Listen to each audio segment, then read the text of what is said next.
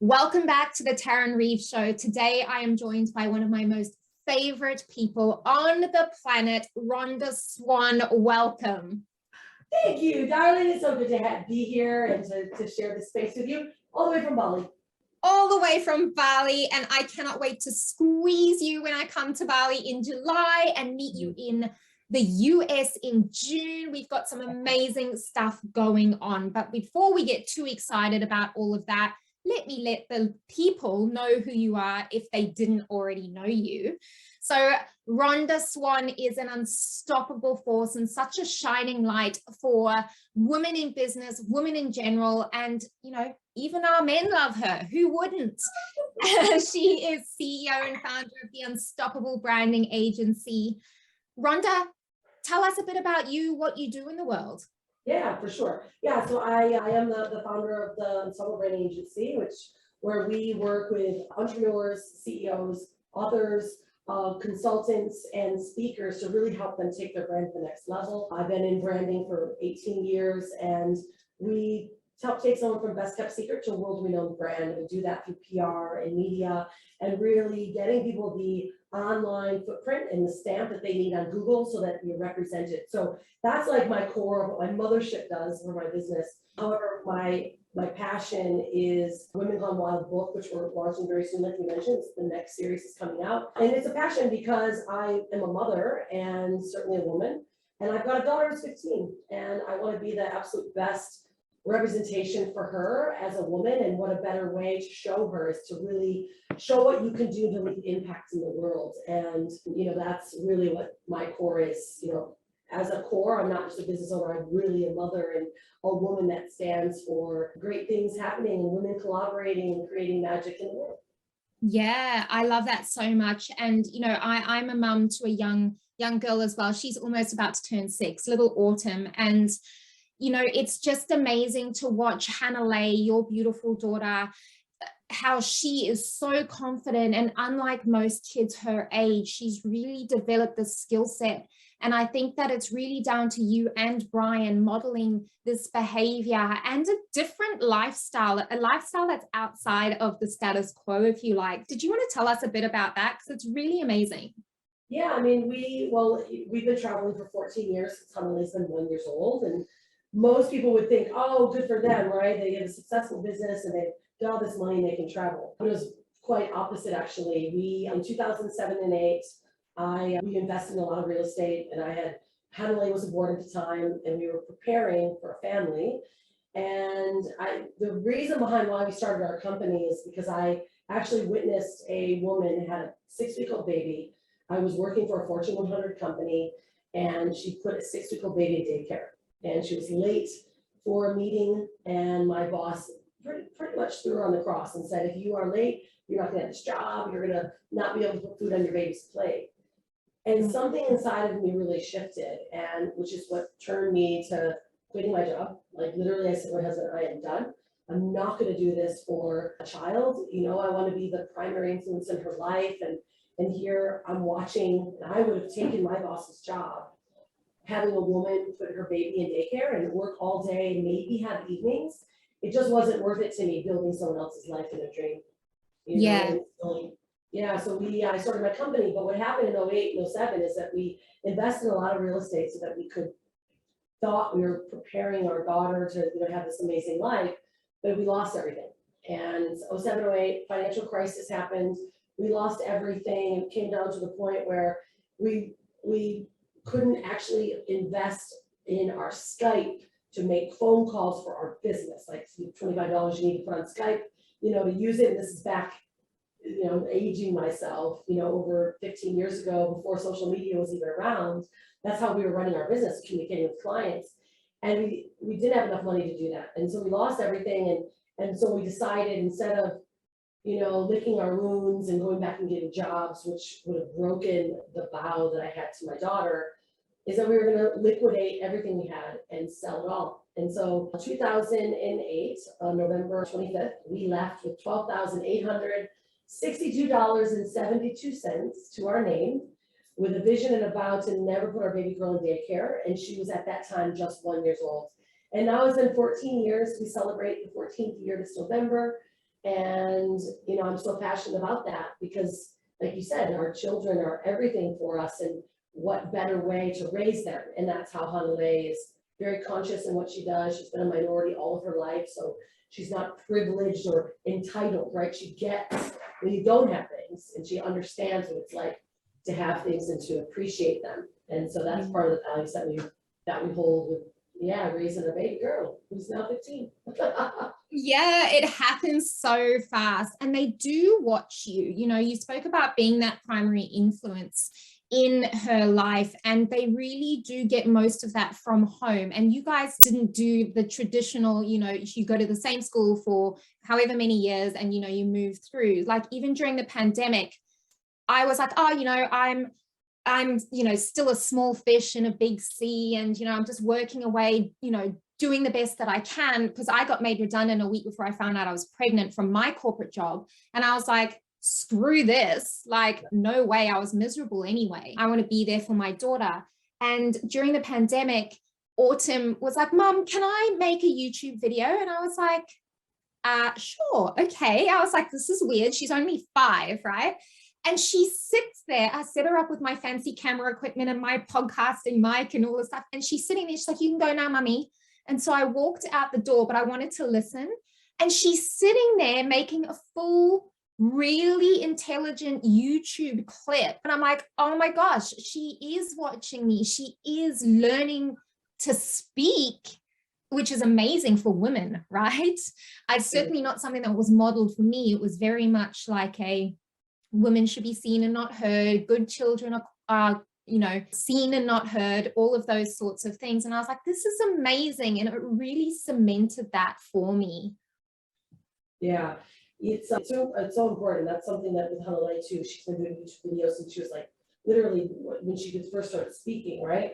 And it was that exact reason we said, if there's one thing that we can teach her is how to articulate how she feels, because communication is everything. If you can communicate in business and in everything you do, if you can communicate how you feel or speak to the masses, right? Because I knew that's where the world was going, then she's gonna have successful life, be able but also just to feel successful in herself. And I think that's a huge skill, and to give those tools to your kids, they're gonna do it anyways. You might as well show them the right way. And now it allows them to really have a lot of responsibility and really take ownership of something that they believe in, to teach them how to communicate what they believe in, Yeah, exactly. And the communication piece, it will serve you in every area of life.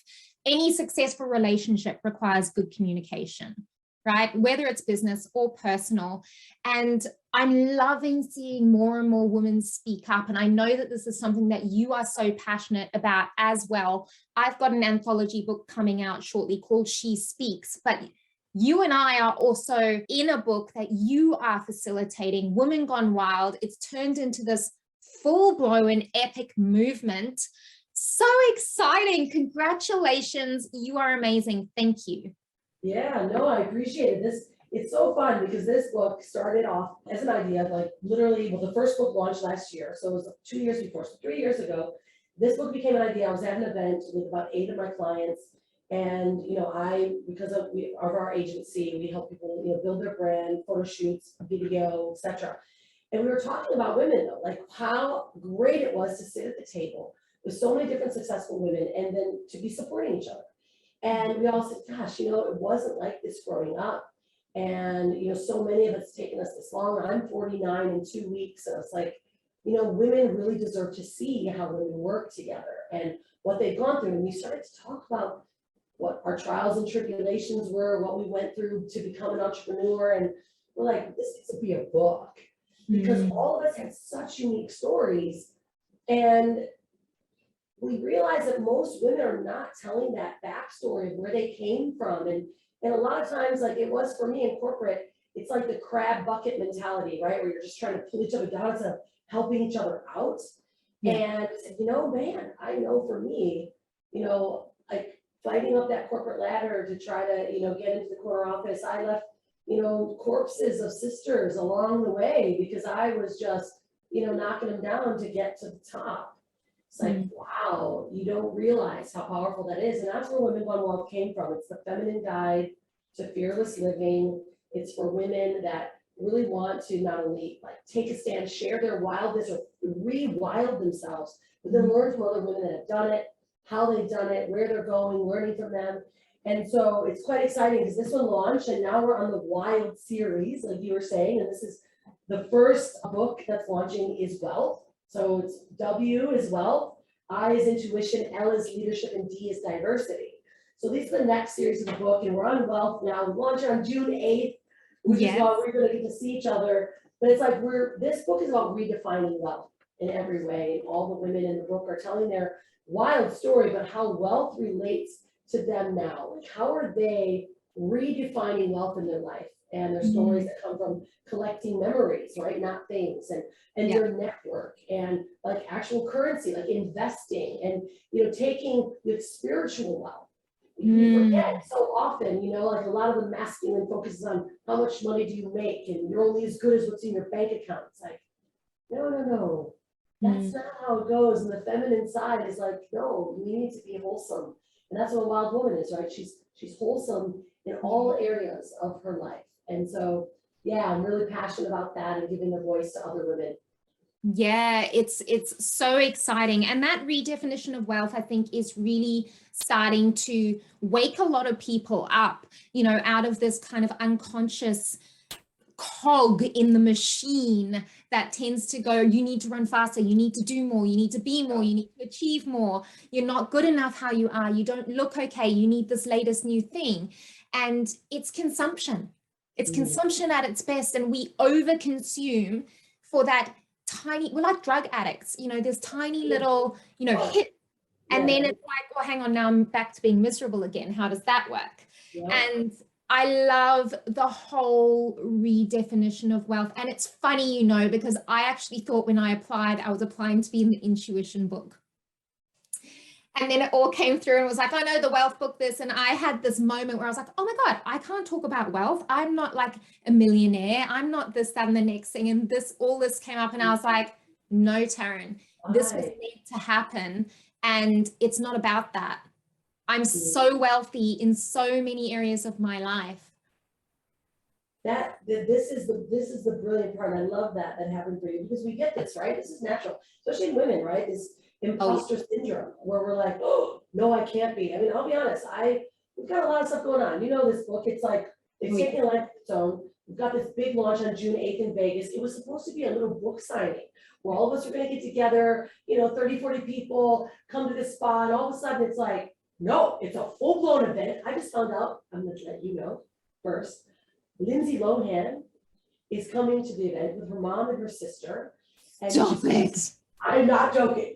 Right? Like, this is going to become like, it's not just a little event now it's a big event. And I'm like, oh gosh, Rhonda, can you do this? Can you do this? And then we're going to Hollywood Hills. We've got this big mansion that we've been pseudo gifted because they're doing a big trade. It's like an $8 million home on the top of Hollywood Hills. They gave it to me for a ridiculously cheap price because he wants me to do social and film my shows there, and got celebrities coming in. And I'm like, oh, am I supposed to have this? Then we have a billboard in New York Times Square. And I'm like, am I supposed to have a billboard? But this is real, and it's like, I love that happened for you because it happens for all of us. Yeah. It's real. And to identify that this is the new form of what feminine leadership is. It's like, it's okay to do it messy. It's okay to be nervous. 100%. But know that is our role. Like, if we are wild women that want to be example to our girls, we've got to be scared and we've got to step into that uncomfort zone and just own it. Right? Scared of anything. I'm like, look, the ball's already rolling. We leave in 2 weeks, guys. Like, no matter what happens, we're gonna be ready. Like, that's the fun part about it. So that's what we're all about. And I'm glad that came up for you, because all women deserve to know we're real. Oh, absolutely. And my mum had some very wise words for me, because I still can't believe I'm coming to the States. Like, I think this is the biggest thing from a business perspective that I've ever done, and really stepping outside of my comfort zone, like traveling on my own all the way to the US and speaking. This is going to be my first in-person speaking event. So just putting it out there. And now I'm like, oh my God, now there's like 100 people going to be looking at me. And I rang my mom. Don't worry, we got it. Yes. I rang my mom and I was like, Mom, do you think I need to dye my hair? Do you think I need to get my nails done? I need to go shopping. And she's like, Tarryn, stop. I was like, well, what do you mean? And she goes, Tarryn, you've never dyed your hair. And that's not who you are. She said, you don't do your nails. And I'm like, yeah, no, but Mom, you don't understand. It's this big fancy event. And she's like, Tarryn, people love you and follow you because of who you are. She said, if they then see you like, you know, not being you. And I was like, oh my God, thank you. I needed that little you know, back in the face wake up call. But it's so normal for that imposter syndrome to like come on and derail your joy train temporarily. And it's about knowing that no matter how high up the ladder you get, how, you know, visible you get, all of this stuff still comes up. I'm pretty sure Lindsay Lohan probably still has that come up, right? Right. I mean, yeah. And that's the reality of it, right? It's just knowing we're all human. We all, you know, put our pants on the same exact way, you know, and it's like, let's just show the world more realness, you know, and that's the exciting part. And so we're taking a big stand for our girls, for women of the world, you know, and to give, it's almost like we're giving people permission to be wild, whatever that That's exactly right. And it's that permission slip, you know. I think so many people are waiting for permission to go, is it okay to be all of me? Is it okay to swear on social media? Is it okay to show up to a Zoom meeting with no makeup on? Is it okay to take the day off because I don't feel well? You know, it's this permission slip that everybody is waiting for. Yeah. Now let's talk about branding from a personal branding perspective, Rhonda, because so much of this book and visibility stuff and being in that level of leadership and visibility is about how we shine a light on our brand so that people can feel like they know us, feel like they've got the permission, and being all of us within this new version of professional container, if you like. Can you speak more about the personal branding and positioning and how that all works? Yeah, for sure. I mean, I've been in branding for, 18 years. Like I was one of the first women that ever came online and started building a brand online. This is when I quit corporate. I said, no, I'm gonna figure this out. Steve Jobs said, if you're not online, right, and you're not building your brand, then you're gonna be losing out, right? So I really took that to heart. Like, okay, what are the core elements of the development of a brand? This is so vitally important today, right? And it comes down to asking yourself, what are the problems that my audience has that I can solve? Okay, like I always start there. What are the problems that they actually have that I can solve? And who is that audience? Like, who is that one person that you can solve that problem for? This is the most vital piece. People overlook this and they jump to the look of it and they forget about really the heartbeat of it. So who is that one person? So I always say, look, what do they read? What do they do? How old is she or he? What are the things that turn them on, that trigger them? Like, who are they? Who's that one person that you can solve this problem that they have? And then when you get that, now you take it, it's okay, now what is it about my values and what I have that I want to bring into this brand, right? Because I often see business owners, they compromise their brand's values for the client's needs and wants, right? They compromise their own values because they're like, okay, well, this client wants this and they're willing to pay me. So I'm going to actually take that money from that client because they have a need and a want that I can fill. However, what happens is that dilutes and it derails your brand because it takes away from not only the values that you hold, right? It messes with what I like to call your money line, which is something a completely different track of story. However, the money line is probably one of the biggest things that we teach and we work on in our company when we're building a brand. And that means instead of it being your bottom line, which everyone looks at their money line, your bottom line as their money line, we look at what's the heartbeat inside of the company, okay? Our bank account is the heartbeat of our bank, of our brand, of our company, okay? Now, there's a lot of different layers, lines that come into the heart, right? The veins of the heart. That means, is there where the money comes from? Who's the client? How are they using it? Boom, that bloodline is going to go into your heart. Is that client aligned? Is their values aligned with the heartbeat of your company? Okay. What about, let's say, investments, right? If you're investing, where's that money coming from? Is it tainting the heartbeat, or is it helping the heart grow and flourish? It's where all the money comes from and where all of it goes. Who are you paying? Are the vendors that you're paying, right? Do they have the values that you hold? So we really look at, we go very deep and micro into the heartbeat of your brand. So when you're developing a brand, you really need to know, where do I stand? Right? And when you now know how you stand, your values shine through. Now it's like the window dressing, right? Now then you've got, now your message comes through the heartbeat of the values, right? And then the look of it is really just the pretty lipstick that you put on at the very end, you know? So Yes. I do branding opposite. Most people look at brands and look at the visual, look at the image, what does it look like? And then bring them on the inside. No, we start from the inside. And then, because when you're radiating that light of what your brand and your values hold, the image will be so clear and clean and so easy, you know, to showcase what it is that you do. So it's vitally important, you know, when you're, especially now, right? We have to have congruency, consistency, right? People have to really know what you do. And when you can tell, this is where the concise messaging comes from. If you can tell your client precisely, exactly the problem that you can solve for them, they will choose you over anyone else. It's the power of articulation. The guy or the brand or the gal that wins is the one that can articulate how they can solve the problems of their clients better than anyone else. And they actually may not be better than the competitor. Yeah. But articulate it better. Now, Yeah. right? And that's really the power that I feel behind really building a personal brand. And obviously what Women Gone Wild stands for is like, we went to the heart first, and then we started coming out with really what it is, because we had to touch into our values. What were our values as these authors that were bringing this forward? So we actually interviewed these women, and it's like, you know, we had to really be sure they were aligned with the values that this book is going to hold. Yeah. Yeah. Amazing. I love that the way that you communicated that, you know, the heartbeat and how everything feeds into it and how you can taint it, right? It's such a beautiful visual, and I have never had it explained to me like that. So that was very enlightening. Thank you. And it makes so much sense, right?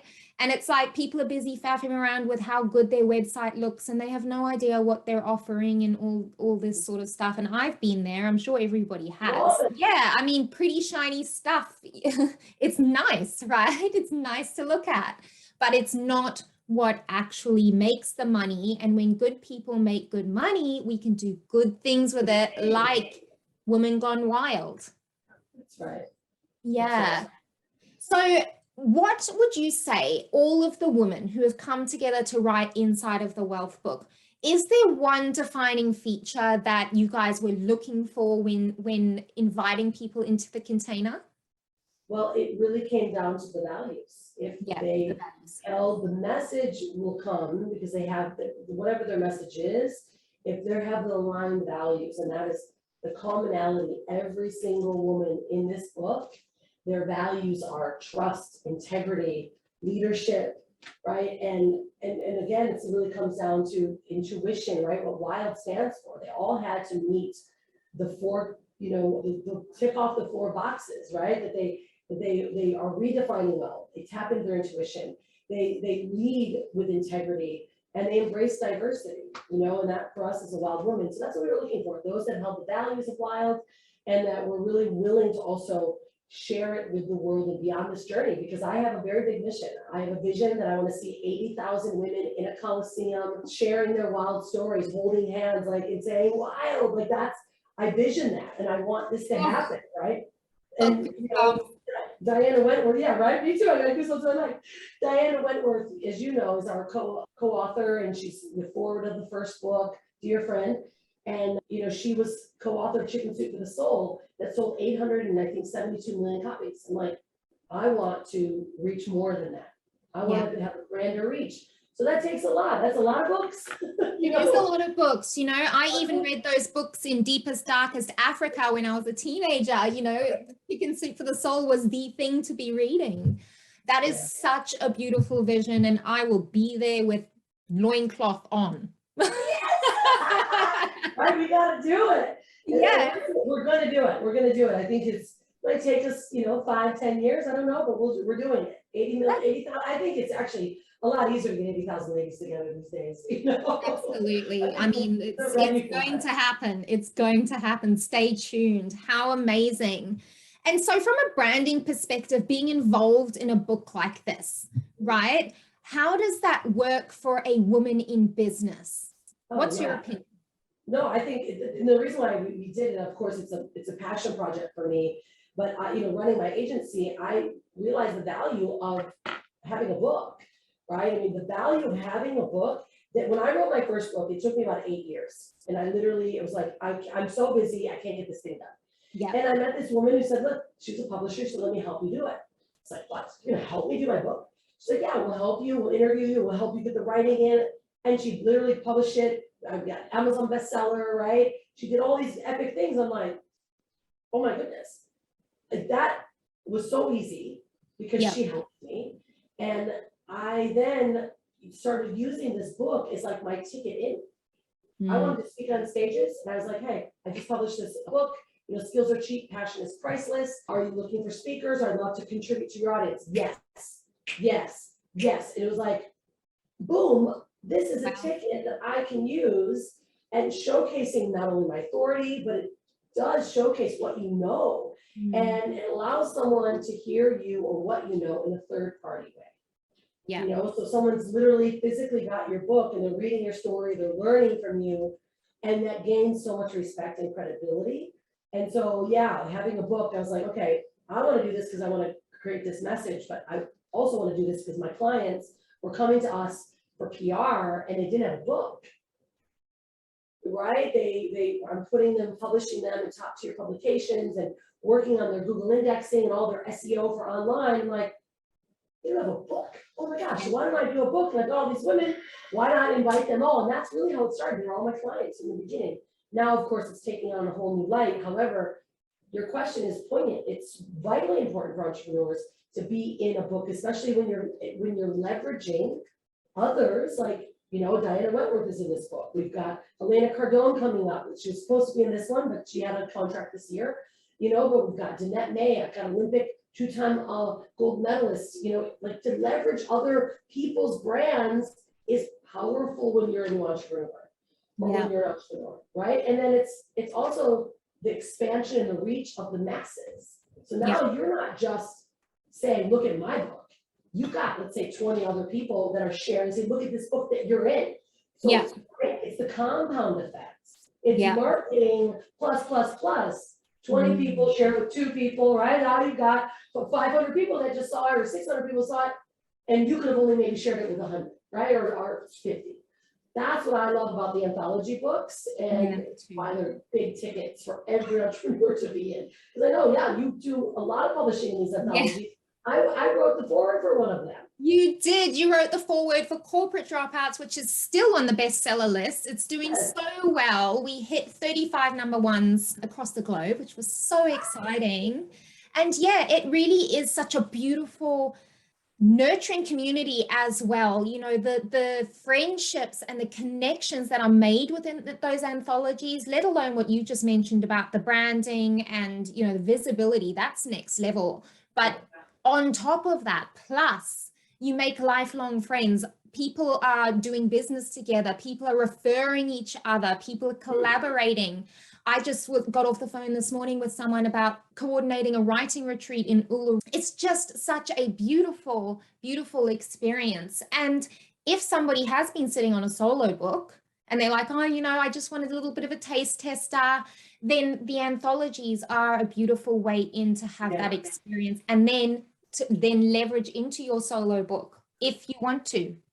Yeah, I look at it too, like it's really a necessity, right? Like, for instance, because we do a lot of SEO work, we do PR, right? And we leverage tier 1 and tier 2 articles to help create the SEO, Google imprint, Google knowledge panels, the things that are vitally important for you as an entrepreneur. So when someone Googles your name, boom, you're popping up.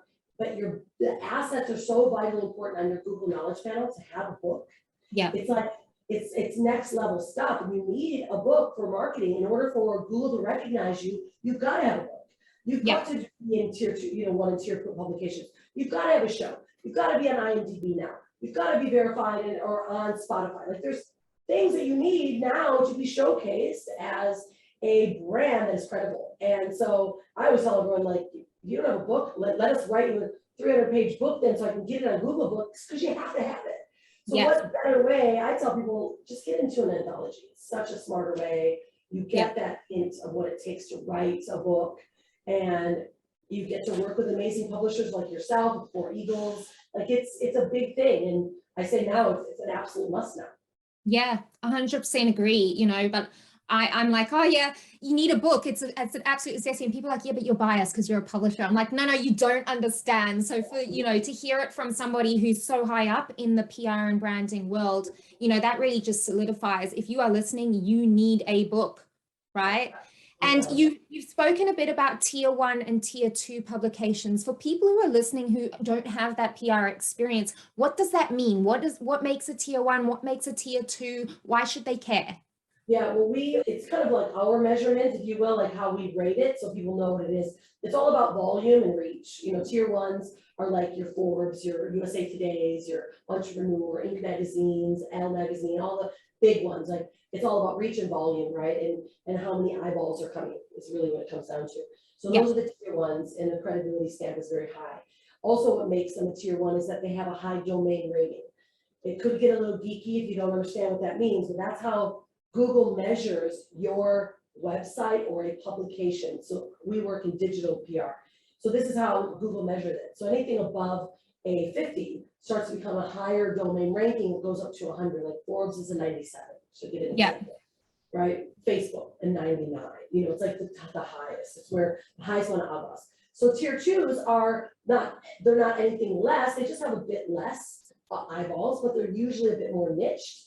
And that's where we use to layer and Google index and keyword your name, your company, and what you do, right? So we use tier 2 publications to write features about you so that when someone is searching your name, boom, you've got all these publications that are showing up that are talking about you, what you do.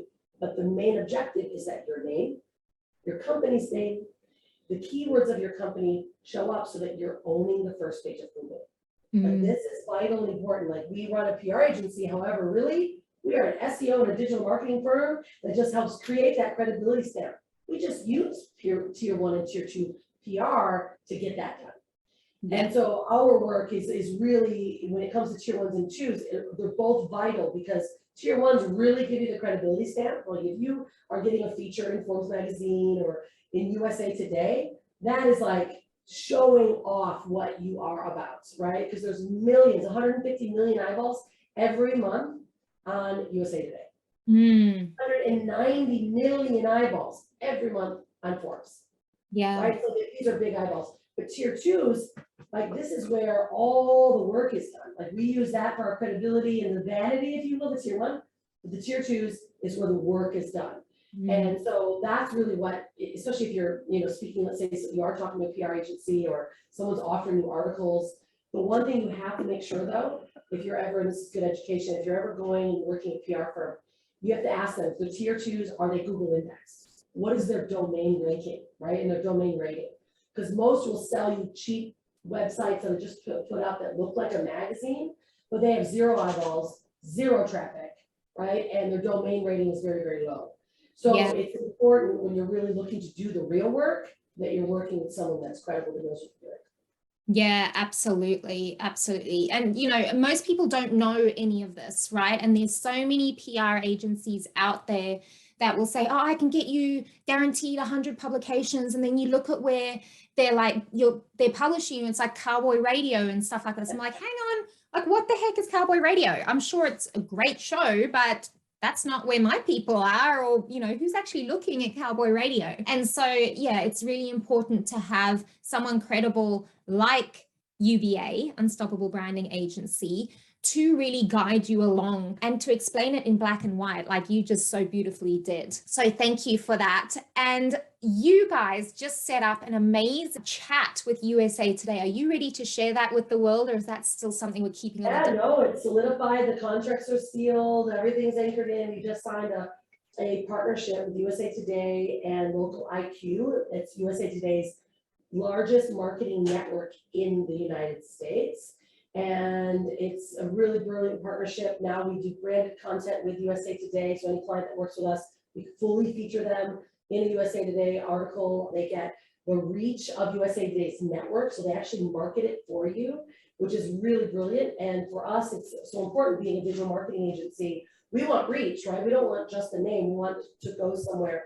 And so that's a big partnership that we've got, and we're doing some really brilliant things with them, especially some really big event stuff. Like, you know, we're launching this book, so I'm putting an article in USA Today for our book. They're covering it, and they're going to really showcase it. And it's like, wow, this is really the big stuff. And that's why I really love what we do too, right? Because I now have a mothership, which is a PR agency, and all the work that we do, I get to use for all of my impact-driven work, right? So like Women Gone Wild gets to benefit from it, and all of our clients get to benefit from these big relationships. Yeah, because that's part of our mission. Help more people see your brands and see their messages, and you got to do that by getting it out there. PR, and, you know, is the way to do it, and so yeah, it's really exciting. So USA Today is a big new partnership we've got, and yeah, we're really pumped about it. It's a big win for UVA.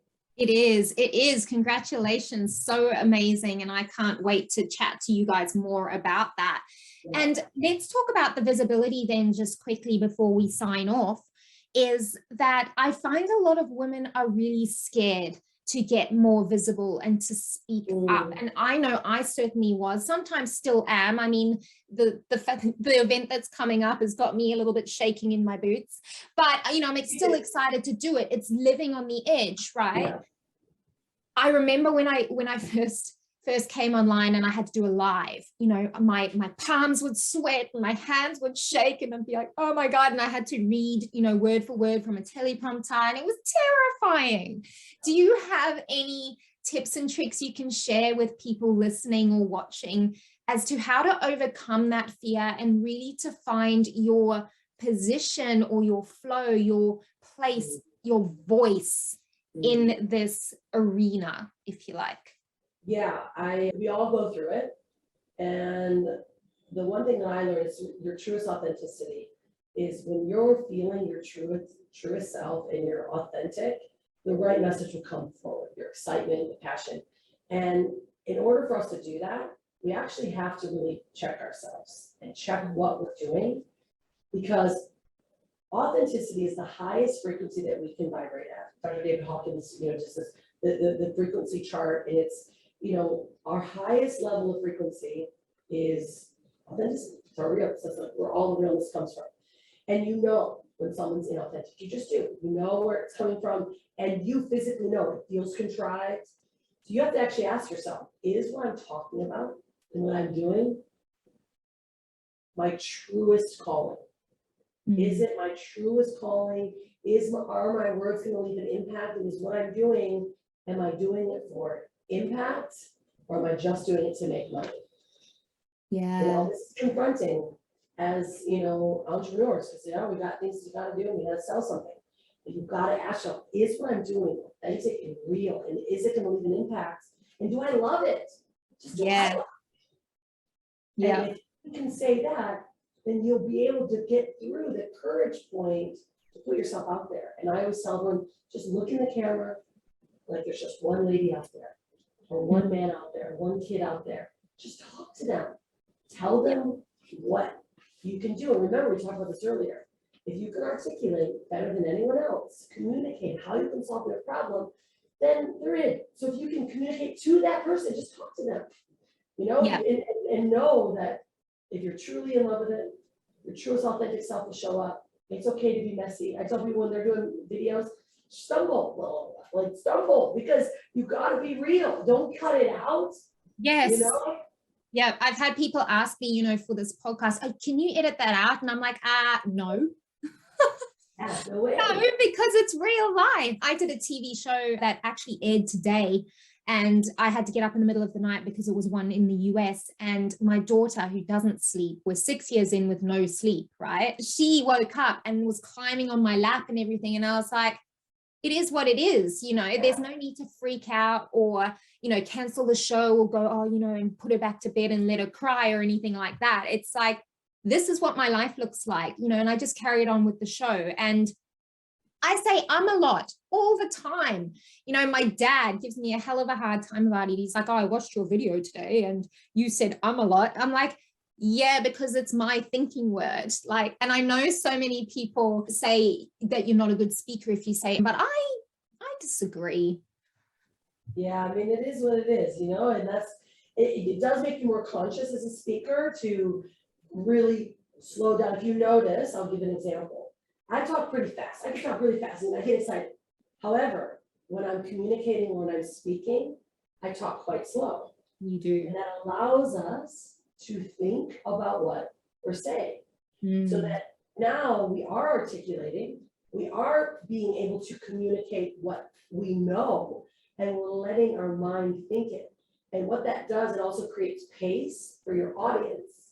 If you notice, we were talking like this, and then when I slow down, the energy shifts. And I know those that are watching, they'll be like, oh, they start to lean in because now you are thinking before you're speaking, and they're actually hearing you. So there is ways to overcome the, but it's okay to say, however, you're a bit better if you're communicating with, right, that thought process, and you'll notice the difference. Yeah, very much so. That's such a great tip. Have you done professional speaker training or is it just practice? Well, yes, I did. Started many, many years ago. You know, I was started to speak probably on stage, probably when I was like 2023. I did some, you know, like Toastmasters and speakers training, high level speakers training with some, you know, very powerful people like Bob Proctor. And I learned from them, though, this wisdom that they come from and how we leave an impact is how our stage presence and how we can communicate on a video. That's the world now. Yeah. That is the world. And so if we want to make an impact, if we want to be respected or seen as the professional, then we should take some time and learn how to really communicate our best. And so I did some speaking training now, but now I really feel it. Now you can feel it. You don't have to do speakers training to learn it. You know, like, you feel good when you're sitting well, you're standing up straight, or you're sitting well, and you're looking at someone in the eyes. Like, I'm looking at you in your eyes. Yeah. You know, and I learned that from Bob Proctor. He said, just look them in the eyes. Yeah. And, you know, I think that's a really great tip for those that are, you know, looking into really spreading their brand and their message to the world. Yeah.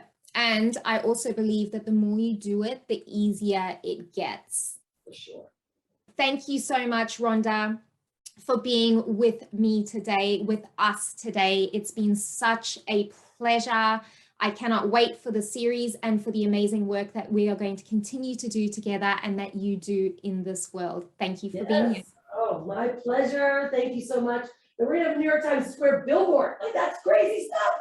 Oh my God. And if you are in New York Times Square and you see our faces on the billboard, snap a picture, hashtag Women Gone Wild. We would love for you to help us spread the message to be your full self, that wealth does not necessarily just mean financial wealth. It is so much more than that, and it is available for each and every one of you too. Thank you for joining me for another episode of the Tarryn Reeves Show. I would love to receive your feedback, thoughts, and suggestions. And if you would like to connect with me deeper, head on over to our private Facebook community, the Business Book Accelerator. It is full of amazing people just like you, resources to support you in writing, publishing, and marketing your book, and other random musings from me. If you enjoyed this episode, please leave a review and share it with a friend. I look forward to spending time with you. Have an amazing day.